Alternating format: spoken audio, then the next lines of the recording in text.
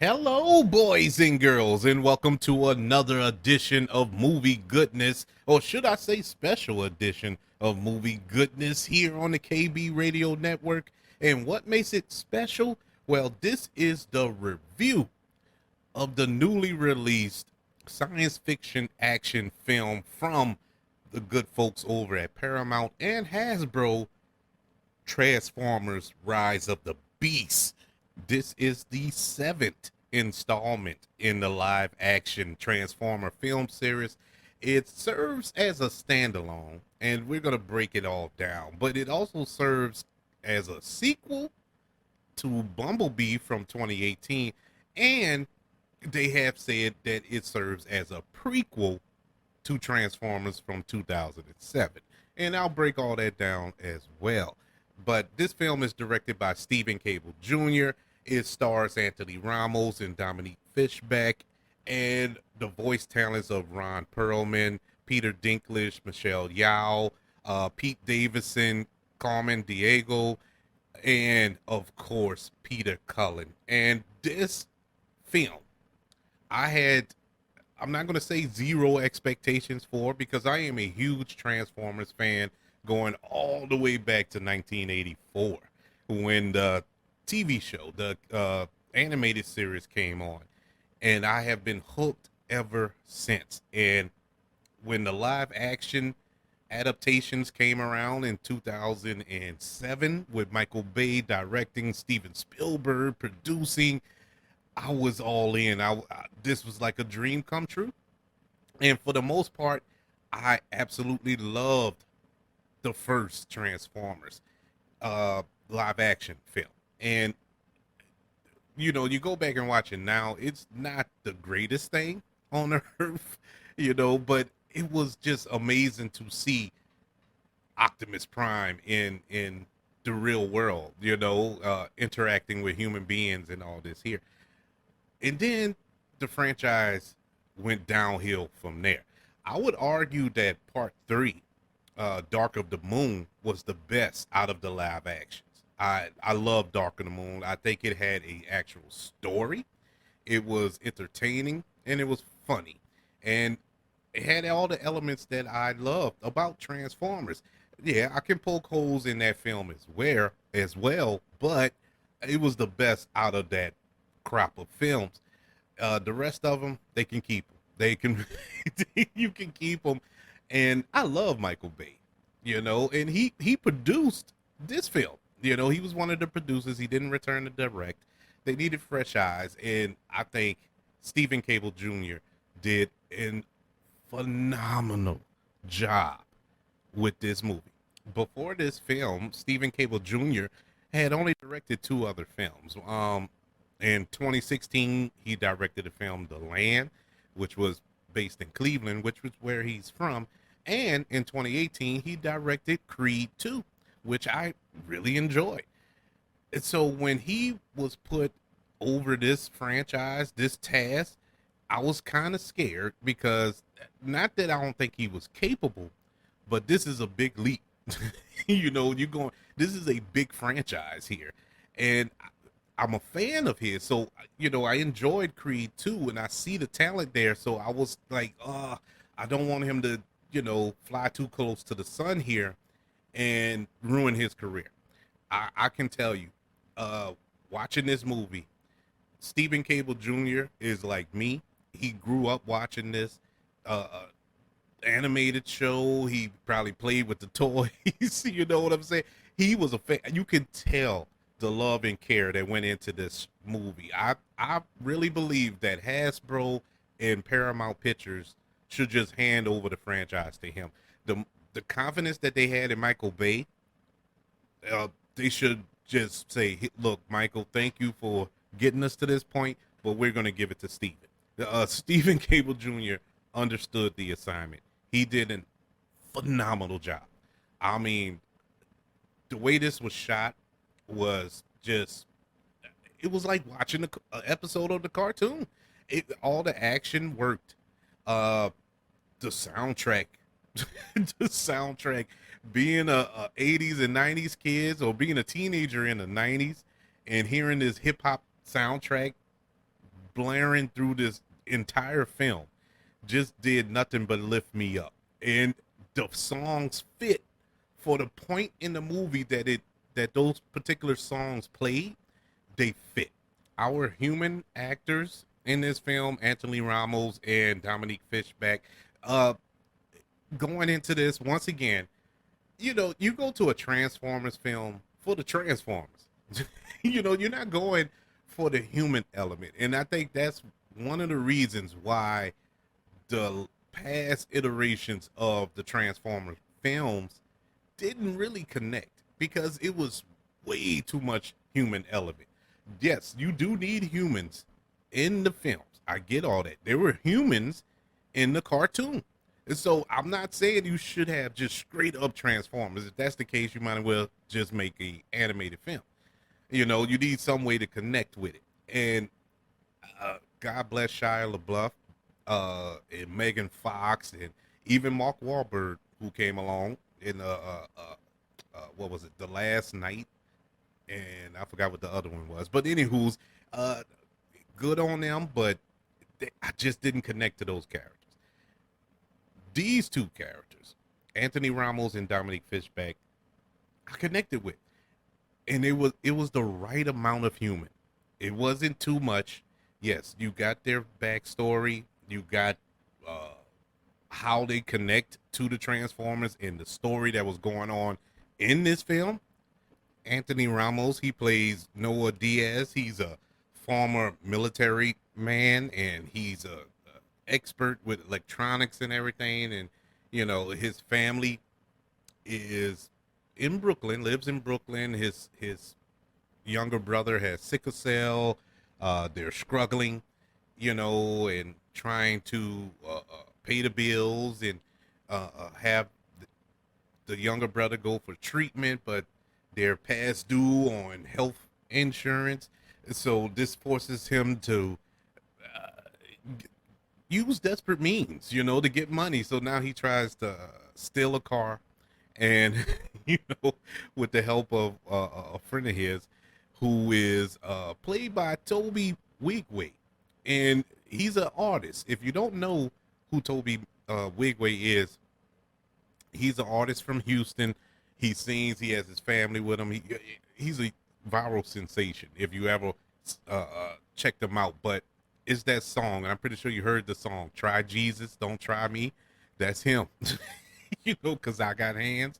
I'll put them paws on you. That's Toby. He makes his acting debut here, and he did an excellent, good job, man. I'm looking forward to seeing him in more stuff. I mean, he did a really good job. But Noah goes to him and for help. Toby tells him about this car that's been sitting in this garage. Go steal it. We're gonna sell it and get you your money. So he goes to get the car, and wouldn't you know, wow, complete shocker twist here. It's an Autobot, and it is Mirage, and that was a good scene. It was a good connection there, and that introduced my favorite Autobot in the film, Mirage. But we'll get to the Autobots a little later. Dominique Fishback, she's an archaeologist or artifact specialist. She's real good at telling if certain artifacts are fake or are they real. She's an intern at this museum, and they stumble upon an artifact that is connected to the Transformers, and it holds a piece of this technology that can bring about Unicron. And you're like, oh wow. So that's the connection there. And then we get the other how the two characters connect, the two human characters.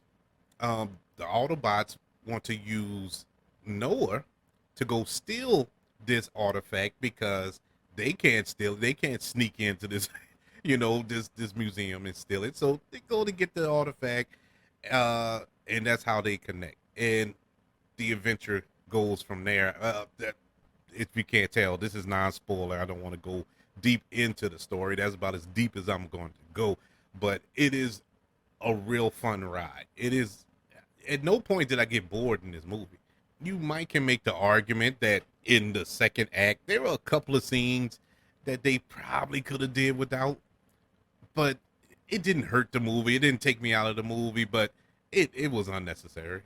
A couple of scenes there, but it didn't stop the flow. I think it flowed pretty seamlessly throughout. Moving on to our voice actors here. Of course, you have the great Peter Cullen returning as Optimus Prime. He's been voicing Optimus Prime since the beginning. He is the only voice, the true voice of Optimus Prime. And, what can I say? He's Optimus Prime. Ron Perlman as Optimus Primal. He is the leader of the Maximals. Great job, man. Ron Perlman. Uh, When has he not done a great job? When does he not have that felonious voice? Um, he is an awesome, awesome addition to this franchise as Optimus Primal. All the Maximals, Michelle Yao as Air Razor.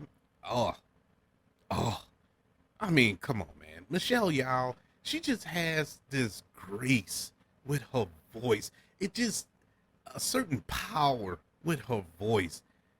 I can't put a finger on it. Just trust me when I say she has a certain gravitas that was important to her character.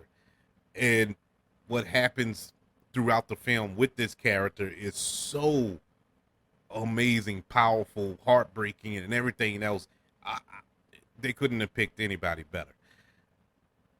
As I said before, one of my favorite characters, whether they're human or Transformers, is Pete Davidson as Mirage. Pete Davidson, and I'm gonna be completely honest with you, when they announced that he was the voice, or one of the voices, I didn't know it was Mirage at the time, but when they announced that he was providing a voice to one of the Transformers, I kind of like, and not to say that I don't like Pete Davidson, but I just didn't see Transformers. I don't hear Transformers when Pete Davidson talks. He slapped me in the mouth because he did an awesome job. I loved his character, loved the chemistry between him and Anthony Ramos. There was a line. I know I said no spoilers. Of course, this is not spoiling nothing, but this was the funniest line. Well, I'm not gonna tell it. I need everybody to go watch it and see. It was just funny because I died laughing in the screen when he said the line. But I enjoy Pete Davidson as Mirage. One of the other shocking surprises that just blew my mind in this film. I'm thinking that we're gonna get a Megatron here. There's no Megatron here. There's no Decepticons here. There were Terracons, and the leader of the Terracons was Peter Dinklage voicing Scourge. And man, did he bring some power to that voice, to that character. What a job. Scourge in this movie. I remember Scourge from the show. And I don't know a lot about him, but I don't think he was like this. I think Scourge was actually like second in command to Galvatron, if I'm not mistaken. I could be wrong, but he wasn't the main guy. But they made him the main guy here, and boy, he was a beast. He was a beast. They picked the perfect villain for them to go up against, and he did an awesome job. Speaking of villains, Unicron. Unicron was a little bit of a shock, a little bit of a shock. I seen it in the trailers. Pretty sure you've seen it in the trailers. That Unicron is the big bad here. And in case you don't know who Unicron is, we kind of went over this for movie goodness just this past weekend when we reviewed the Transformers the movie from 1986, and that was the main villain. Never did I think when I was doing that show that this was going to be the villain of this movie. I saw little tease, but I thought maybe they'll switch it up and do something different. I was wrong. It was Unicron, and he spoke. He was voiced in this film by Cameron Diego, who is slowly becoming one of my favorite actors to watch. He's been around a while. But just recently I'm starting to really get into a lot of his performances, and he's a phenomenal performer. I saw him on If Bill Street Could Talk, Ma Rainey's Black Bottom, that was on Netflix. He was in Candyman. In a couple of months, he's going to be in the new The Color Purple film, the musical that's coming out in Christmas, and he's playing Mister. And I'm like, oh, that'll work. He just has that voice. And I didn't realize it until I was doing research for the show that he voiced Unicron, because I was like, man, that is a powerful voice. Whoever they got to play Unicron, in the animated movie from 1986, it was Orson Welles. And so they needed somebody with some power, to complement, should I say, Orson Welles, who previously portrayed the character. And I think they did an excellent job with that. This was a phenomenal movie. And I'm hoping that Transformers fans, real fans from back in the day, not just fans of the Bay movies, because if you're fans of the Bay movies, I don't know if you're like this particular film, but you might like it, but I don't think you'll give it the love that it rightfully deserves. But if you're a true fan of the animated series and the animated movie and all the adaptations, Beast Wars and Generation 2 and all this, you will love it. And speaking of generations, I love the Gen 1 designs of the Autobots, of all the Transformers, with the exception of Bumblebee. Bumblebee isn't the Volkswagen that we all know and love from the cartoon. He was that original design from the Bumblebee movie that came out a couple of years ago. So I've learned to live with that. We're not going to get the Volkswagen Beetle in these films. And speaking of Bumblebee, how can I say this without spoiling anything? I'll just say this. I cried. Just know that when it comes to Bumblebee, I cry. And there's two scenes that involve Bumblebee. I cried at the last one. And so that's the one that I cried with. I didn't cry with the first one. That I think you were supposed to cry, but I cried at the second. And so I'm just going to leave it at that. Transformers Rise of the Beast is hands down the best live action adaptation of this franchise. As much as I enjoyed a couple of the Michael Bay films, this blows them out the water. Loved it. I loved Optimus Prime. This is my Optimus Prime that I remember watching as a little kid. These are the adventures that I remember them going on when I watched the show as a kid. Everything just brought back fond memories, and there was so much going on that reminded me of watching the animated series from the 80s that just brought joy to my heart, and I absolutely loved it. Transformers Rise of the Beast gets a letter grade of a B plus.